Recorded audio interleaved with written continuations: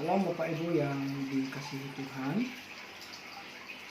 Hari ini kita tidak bisa beribadah di gereja karena kita melihat, mendengar ada begitu banyak pemberitaan mengenai virus wabah corona yang sedang mewabah di dunia, bahkan di negara kita, Indonesia. Dan untuk mengikuti anjuran pemerintah, maka kita pun sebagai warga negara yang baik, kita akan berlibur ibadah selama kurang lebih 2 minggu ke depan. Tetapi kita mengalihkannya ke rumah-rumah untuk kita masih bisa beribadah. Nah, Bapak Ibu yang dikasihi Tuhan, firman Tuhan hari ini berbicara tentang kemenangan yang Tuhan berikan kepada kita melalui salibnya. Kalau kita melihat keadaan yang terjadi, sepertinya ada begitu banyak penderitaan yang boleh dialami oleh sebagian besar orang dan termasuk kita. Nyatanya hari ini kita merasa menderita karena kita tidak bisa beribadah di gereja. Nah, untuk itu Bapak Ibu yang dikasihi Tuhan, firman Tuhan hari ini yang terambil di dalam 1 Petrus pasal yang kedua, ayat yang ke-22 sampai dengan ayat yang ke-25, mengingatkan kita tentang penderitaan yang pernah dialami oleh Tuhan Yesus. Kalau kita membaca di sini, maka kita akan melihat bahwa penderitaan yang dialami Tuhan itu dilakukannya untuk kita, manusia.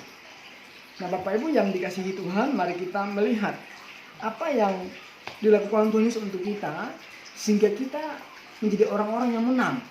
Bahkan firman Tuhan berkata, bukan saja menang, tetapi lebih daripada orang-orang yang menang. Nah, Bapak Ibu yang dikasihi Tuhan, ada 3 hal yang dilakukan oleh Tuhan Yesus sehingga kita mengalami kemenangan dalam Tuhan. Salibnya membuat kita menang. Hal yang pertama yang dilakukan Tuhan Yesus dan perlu kita teladani adalah ketika Tuhan Yesus menderita, dia tidak berbuat dosa. Nah, Bapak Ibu yang terkasih, ayat 22 mengatakan, ia tidak berbuat dosa dan tipu tidak ada di dalam mulutnya. Hal ini merujuk kepada yang pertama, bahwa keseluruhan hidup Tuhan Yesus dia tidak berdosa. Responnya dalam menghadapi penderitaan benar. Dia tidak berbuat dosa. Nah, Bapak Ibu yang dikasihi Tuhan, Kristus tidak melakukan dosa, tetapi ia tetap menanggung penderitaan. Tatkala menghadapinya, ia tidak berbuat dosa. Bagaimana dengan kita dalam menghadapi penderitaan, Bapak Ibu yang dikasihi Tuhan? Bukankah Kristus mengajar kita supaya dalam menghadapi penderitaan kita tetap menjaga hidup, tidak berbuat dosa? Hal yang kedua, Bapak Ibu, yang dilakukan oleh Tuhan Yesus ketika dia menderita adalah ia menderita dengan sabar. Ayatnya yang ke-23. Ketika ia dicaci maki, ia tidak membalas dengan mencaci maki. Ketika ia menderita, ia tidak mengancam, tetapi ia menyerahkannya kepada Dia yang menghakimi dengan adil. Bapak Ibu, terjemahan yang dipakai di sini tentang dicaci maki sebenarnya sedikit keliru. Yang lebih tepatnya adalah ketika ia dilecehkan secara verbal, ia tidak balik melecehkan secara verbal, tetapi ia terus menjaga dirinya, mengontrol mulutnya dari semua perkataan yang melecehkan orang-orang yang melecehkannya. Bagaimana dengan kita, Bapak Ibu yang dikasihi Tuhan? Dalam menghadapi penderitaan yang mungkin saja kita tidak lakukan, apakah kita bisa mampu untuk mengontrol bibir mulut kita, untuk tidak melecehkan orang lain, untuk tidak mengata-ngatai orang lain? Firman Tuhan hari ini mengingatkan kita supaya kita tetap mengontrol diri kita. Karena ingat Bapak Ibu, Dia sudah memenangkan kita melalui salibnya. Kemenangannya penting kita untuk responi dengan baik. Nah, Bapak Ibu, hal yang ketiga yang dilakukan oleh Tuhan Yesus untuk memenangkan kita melalui salibnya adalah, Bapak Ibu, yang ketiga, Dia menanggung dosa kita. Kalau hari ini kita menderita, kalau hari ini kita merasa susah, Ingat Bapak Ibu, bahwa Dia sudah menanggungnya untuk kita.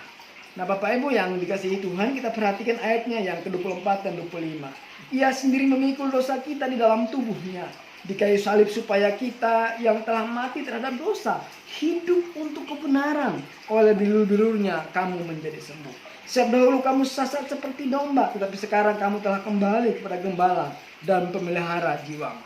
Bapak Ibu yang dikasihi Tuhan Yesus, perhatikan bahwa semua penderitaan yang dilakukan, yang kita alami, kadang-kadang penderitaan yang dilakukan oleh diri kita, oleh kemauan kita sendiri, atau penderitaan yang mungkin saja kita lakukan karena kita berbuat benar, malah kita menderita.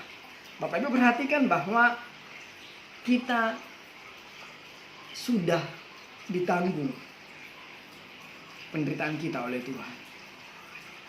Apa yang ditanggung oleh Tuhan? Ia membuat hidup kita untuk kebenaran.